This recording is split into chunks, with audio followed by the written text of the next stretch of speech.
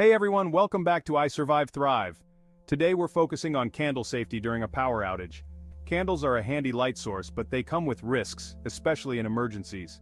First, always place candles on a stable, heat-resistant surface and place them away from curtains, clutter, and any flammable materials. Use candle holders designed to catch drips and prevent tipping. Keep candles away from pets and children, and never leave them unattended.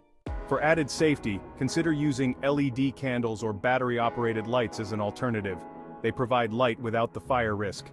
If you must use traditional candles, have a fire extinguisher nearby and ensure your smoke detectors are functioning. Remember, practical prepping for power outages includes having safe lighting options and a plan to manage any potential fire hazards. Hey, if you like this video and want more info on this topic, click on this video here. You can also get more life-saving information at isurvivethrive.com, and don't forget to subscribe to our I Survive Thrive YouTube channel.